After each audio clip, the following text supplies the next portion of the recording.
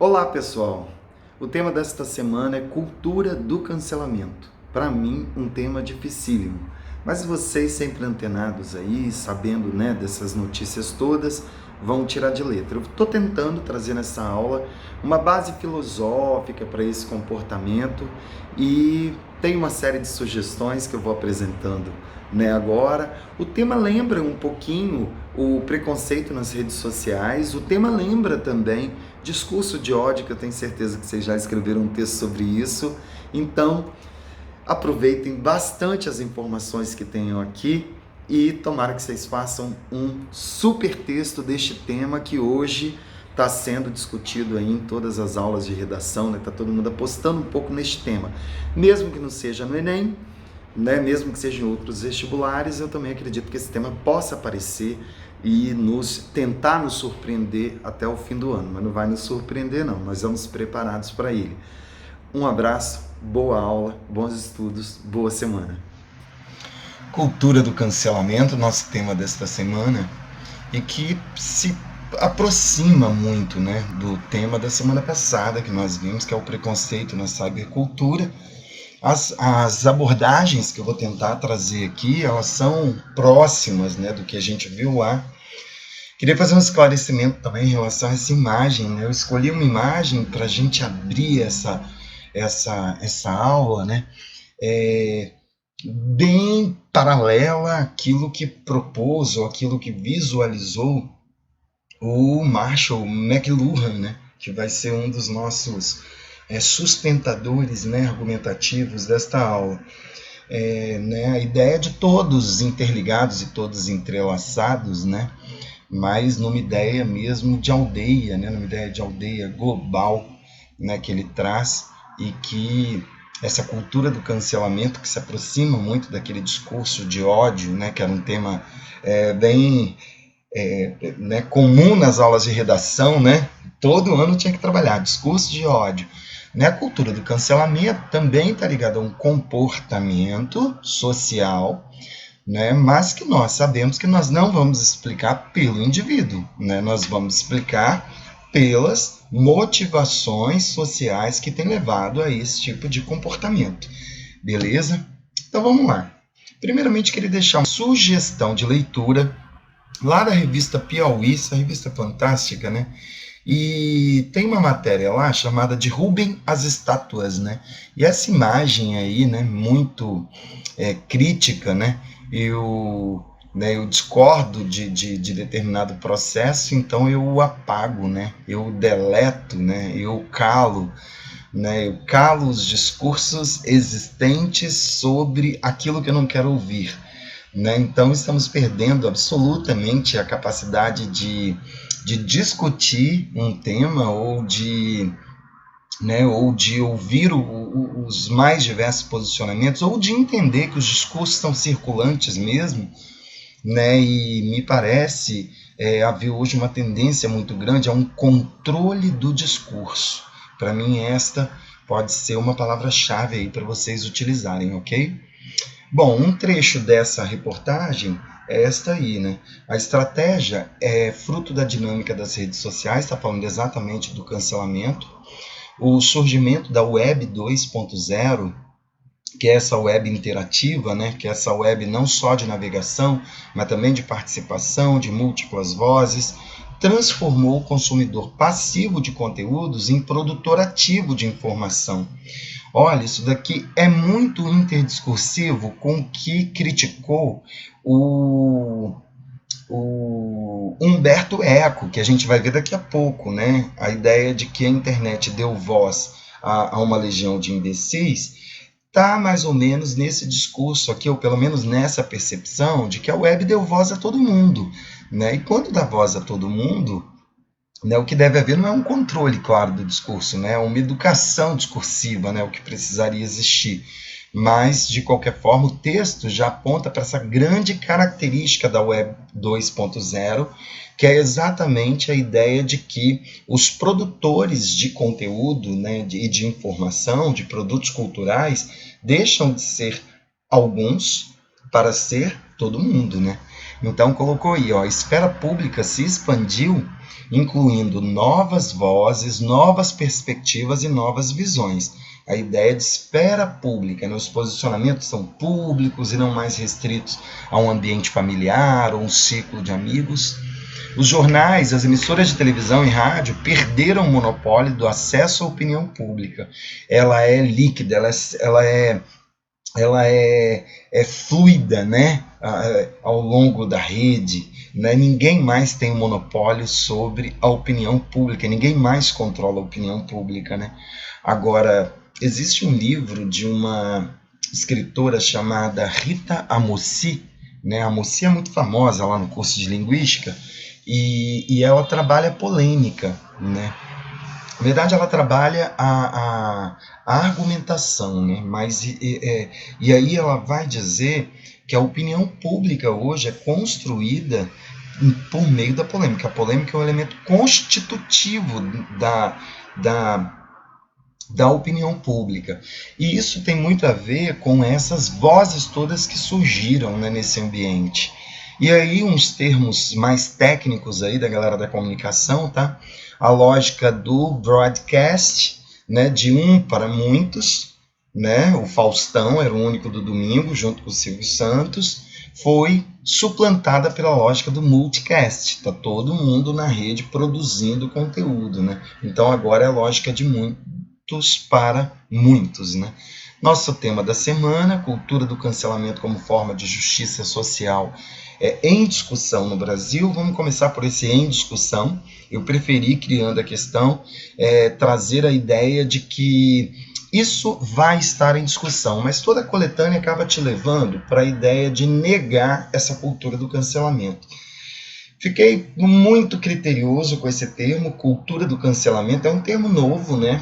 Fez muito sucesso em 2019 e hoje, né, ganha aí a discussão pública de um modo mais geral, né, discussão pública, e usei esse termo, fiz uso desse termo exatamente porque há um certo consenso nos meios virtuais hoje de chamar os boicotes, né, de quem fala alguma coisa que não lhe agradou, de cultura do cancelamento. Que tipo de boicote é este, né? Os dislikes, os famosos dislikes, os famosos deixa de comprar determinado produto, deixa de assinar. Então é a ideia do cancelamento, né? A ideia de virar as costas para determinada pessoa que emitiu uma opinião que não é do meu gosto, né? Agora, isso é tido, às vezes, com um justiçamento, né? Você sabe que a cultura do cancelamento me lembra muito os linchamentos públicos, me lembra muito a justiça com as próprias mãos, né?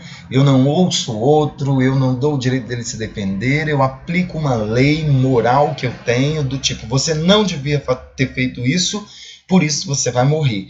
E morrer é matar a voz dele nas redes sociais, né? Então, eu acho que são temas muito parecidos. Discurso de ódio,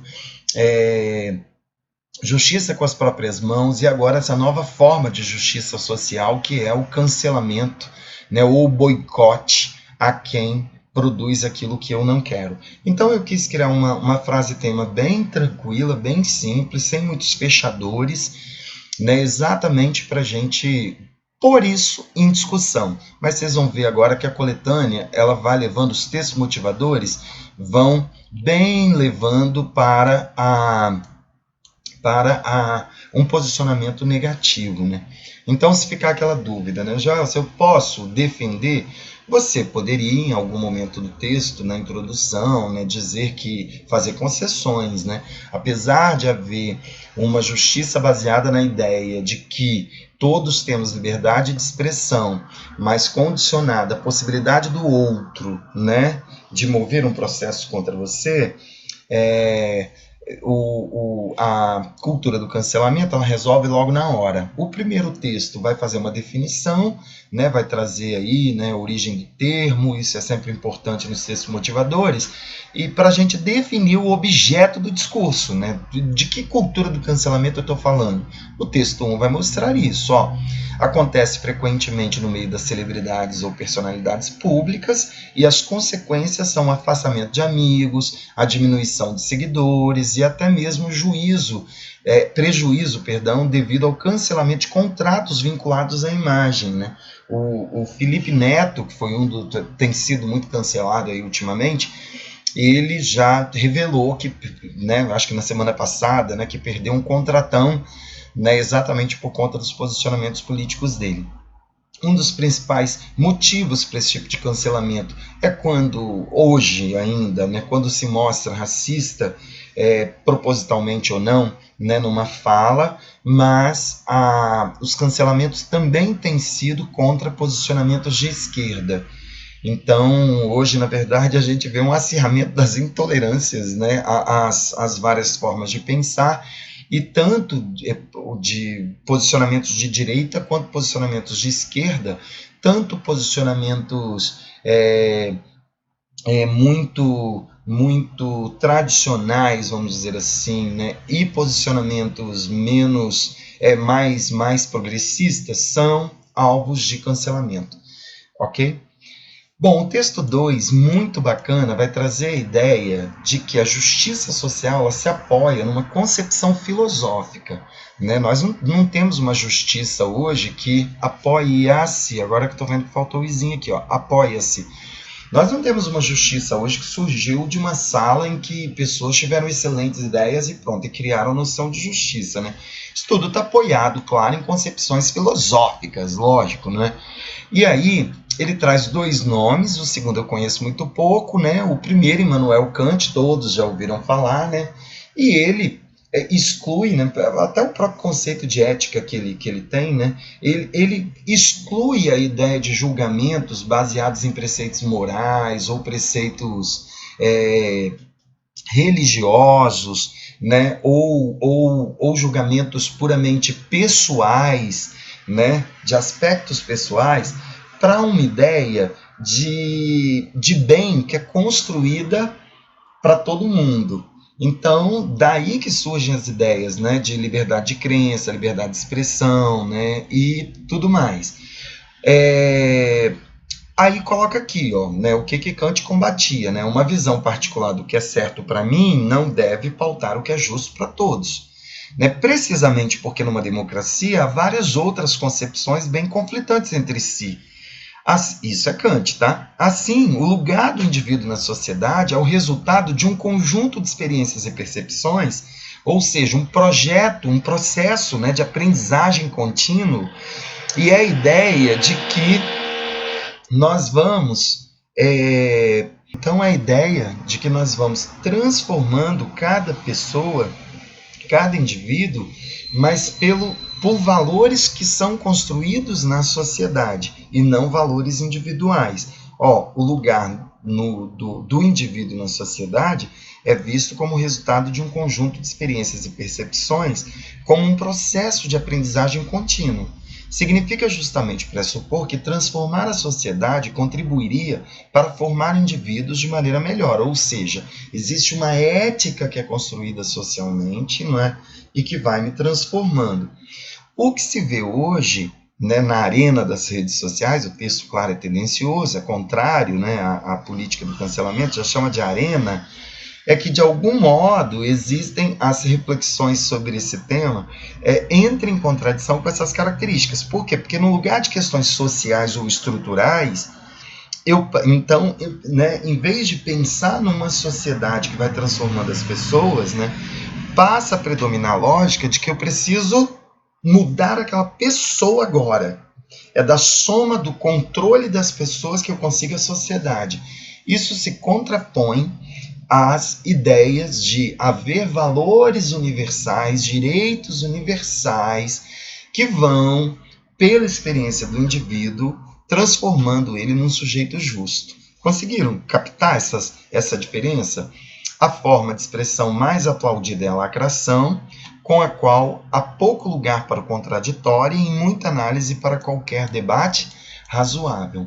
O texto 3 vai trazer uma opinião do Silvio Luiz de Almeida, né? Ele é contrário, né? Professor, uma voz muito atuante hoje, e ele é totalmente contrário a essa cultura do cancelamento, e ele vai dizer que ela ela se contrapõe às tradições afro-brasileiras, ou seja, a ética das religiões afros que vieram para o Brasil, né, trazem uma outra concepção de justiça e não de um colocar o dedo, né, no nariz do outro imediatamente. E ele vai dizer também que se contrapõe às cosmovisões indígenas. Esse texto é muito bom, se puderem leiam-no integralmente na internet, né, e da filosofia crítica. Acredito na política como meio de criação e de transformação do mundo. A política é também o lugar do conflito, da agonia e da contradição. Isso aqui me fez lembrar um mito grego, que daqui a pouco nós vamos passar por ele. A política é o lugar da luta, do enfrentamento e da crítica. Mas por apostar na humanidade como invenção, a política é igualmente o lugar da pedagogia, ou seja, a ideia do professor Silvio de Almeida vai ao encontro, né, das ideias de Kant, né, a ideia de que na nossa experiência nós aprendemos o que é ser justo, né? Então a noção de justiça ela é universal. Há situações, pessoas, ideias que devem ser combatidas com extremo vigor, não há dúvidas, né? Ele diz aqui, considera um dever moral o uso da força contra fascismo quando necessário. Com igual vigor, nós devemos tratar quem apoia racismo, sexismo, extermínio de pobres. Mas tanto o uso da força quanto a educação exigem responsabilidade. Por isso, a cultura do cancelamento é antipolítica por excelência, exatamente porque ela não propõe discussão, ela não propõe espaço do conflito, ok? Da contradição. Claro que nesse texto, então, serão chamadas as noções de democracia desde Atenas, será chamado o mito de Eris, né, a deusa da discórdia, será chamada a ética kantiana. Não é um tema fácil, tá? Mas nós vamos dar conta. Então, para ele, o cancelamento é a recusa da educação e do confronto. Seu único objetivo é negar a existência do outro. O cancelamento é triunfo da irresponsabilidade. E aqui eu trago um texto, né, uma imagem, né, em que com a fogueira, né, a imagem da fogueira, né, e esse julgamento aqui, né, então você tem aqui a noção de julgamento né, já a fogueira, né, para exercer, então, imediatamente a punição. Vamos lá, o que nós preparamos mais, então? Aqui, deixa eu colocar para apresentar. Vamos lá. Então, como pontos de partida, meu primeiro ponto de partida é a Eris, né, que é que remonta aí um mito grego de discórdia. Ela é a deusa da discórdia, tá? É claro que aqui ela está estilizada, aqui ela já está num contexto que explora esse arquétipo, né, de defensora da discórdia, mas vamos lá. A Eris é aquela daquele episódio que vocês já devem ter ouvido falar, que é a expressão pomo da discórdia, né? Ela envia um presente, né, para um casamento para o qual ela não foi convidada e escreve, né, para a mais bela das mulheres, né? E aí as mulheres todas brigam lá no casamento, dá uma confusão imensa. Então ela é o símbolo da discórdia. Por muito tempo, a democracia esteve pautada, e aí desde a Grécia, na ideia de chegar a um consenso. Ou seja, nós sempre defendemos o consenso, né? A Eris, ela é o oposto disso, né? Ela aposta na discórdia. Então esse arquétipo, ele parece estar muito vivo hoje, né? E a Eris, então, é exatamente o arquétipo oposto disso, né? Eu vou tentar fazer um parágrafo, então, usando a Eris, né, para ver se eu ajudo, né? Então, vamos lá. Dentre as narrativas míticas gregas, a figura da Eris, né, representa a discórdia, o dissenso, o conflito, ponto.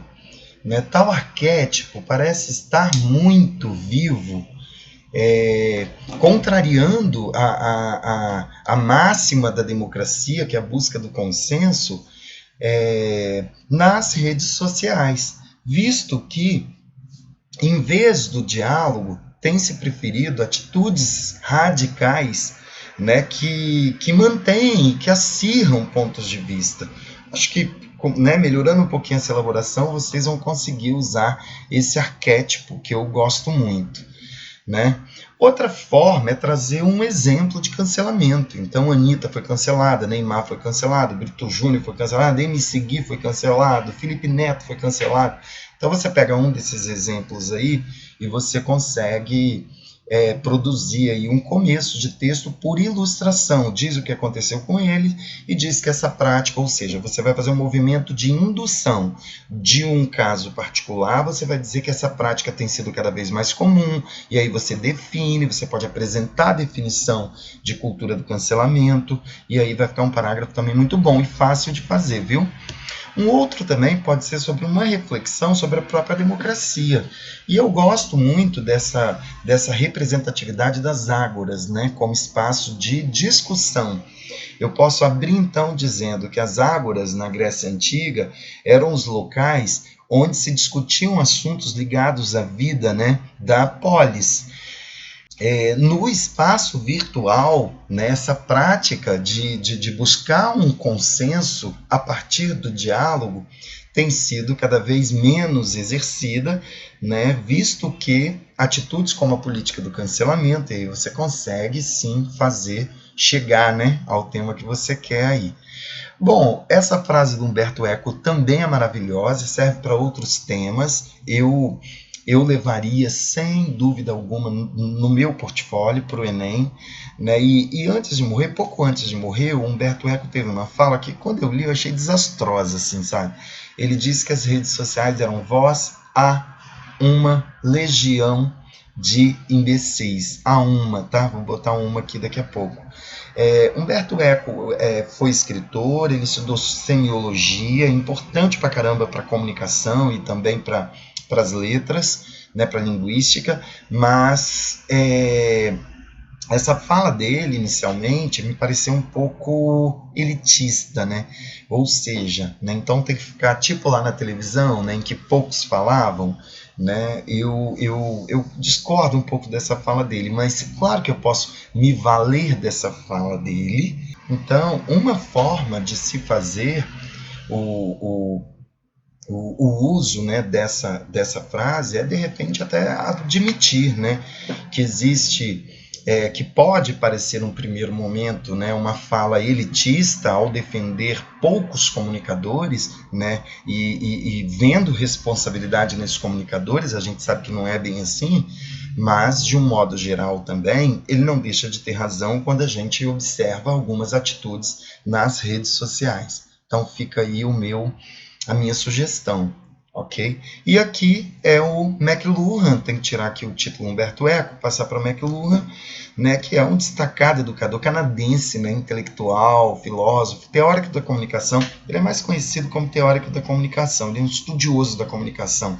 E ele traz o termo aldeia global, é dele. Né? Antes mesmo da internet, ele já previu que o desenvolvimento das tecnologias encurtaria distâncias, né? E traria aí o que ocorre em uma aldeia, né? Quer dizer, todo mundo interligado. Agora, essa metáfora que ele cria, né, da aldeia global, ela não se confirma tanto assim quando a gente vê as pessoas cortando exatamente essa conectividade com determinadas outras, né? Ou seja, você tem aqui o oposto, né, do que Humberto Eco visualizou. Fica muito bom também.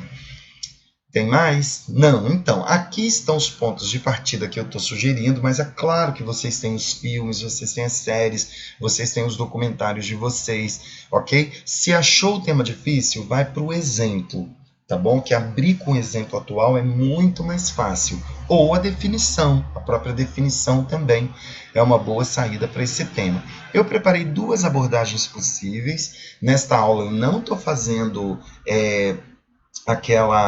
aquele roteiro, tudo direitinho, exatamente porque eu quero agora ver vocês elaborando isso, né? Mas eu gosto de deixar as minhas sugestões. A primeira delas, eu usaria que, em primeiro, né, que para compreender esse quadro, é imprescindível reconhecer que existe, que está acontecendo hoje, uma visão equivocada, né, de justiça social. Né? A ideia de Kant para a justiça social está aqui, ó, é baseada exatamente numa ética, né, que tem o dispositivo do imperativo categórico, né, que é um conceito dele, não é? Que é uma lei moral interior ao indivíduo, né, mas que é baseada na razão humana, né, e exclui causas sobrenaturais, supersticiosas, relacionadas a determinada autoridade do Estado ou religiosa, não é isso. Ele trabalha como espécie de ética universal. Ele diz que todo mundo tem uma noção do que é justo, do que é bom. E eu não posso fazer com o outro aquilo que o outro não deveria fazer. Ou seja, as minhas ações são pautadas por um senso de justiça que eu tenho aqui dentro de mim, mas que ele é levando em consideração todo mundo, a coletividade.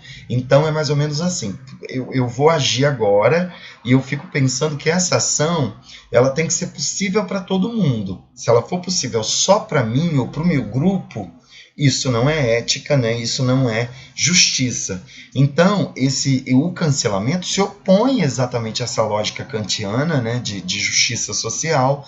Por isso, eu faria esse parágrafo, ficaria muito bonito. E a outra de pós-verdade, tá? Essa ideia de pós-verdade também foi discutida lá no tema dos preconceitos, né, nas redes sociais. É um conceito muito bacana também para vacinação, né, resistência à vacinação. Né? A ideia de pós-verdade, também muito defendida aí pelo Leandro Carnal, né? A ideia de pós-verdade é a ideia de verdades individualizadas, né? Verdades escolhidas, consumidas, né? Tais quais a gente consome, escolhe produto, né? A informação hoje também é um produto na rede e a gente escolhe em quem acreditar. Nesse sentido, a gente vê crises de autoridades, de discursos de autoridades, né? Eu passo a acreditar naquilo que eu quero, né? Eu acredito num youtuber e não, por exemplo, numa grande autoridade científica do mundo, né? A coisa é um pouco por aí. Aí eu dei uma elaborada para ajudar, tá? O Bauman descreve a modernidade líquida como sendo aquela em que as informações são consumidas sob escolhas individuais, criando uma relatividade das referências. A pós-verdade para alguns estudiosos contemporâneos. Nota que eu tirei a pós-verdade do Bauman, porque não é dele esse conceito, né? Mas o que ele diz de modernidade líquida ajuda muito a embasar a ideia de pós-verdade. Por isso que eu fiz, né, separei aí na minha construção textual. Todas as propostas de intervenção, tanto voltadas para uma ética esquisita, né, que está sendo construída hoje, né, baseada né, na crítica imediata e na punição imediata aquilo do qual eu discordo e não num diálogo, e também a ideia do consumo de opiniões e de ideologias à minha escolha, tudo isso, é claro, só pode ser tratado como uma proposta de intervenção conscientizadora. Então pense aí, né, no Ministério da Justiça, pensa, por exemplo, nas escolas, pensa, por exemplo, numa ação feita pelas empresas que gerenciam as redes sociais. Tudo isso pode ser feito, acho que são ótimos agentes para a gente tentar, né, buscar um pouco mais de harmonia, né, nesse espaço virtual, e são as minhas sugestões, então, para esse tema altamente desafiador, cultura do cancelamento. Um abraço para vocês, uma boa semana.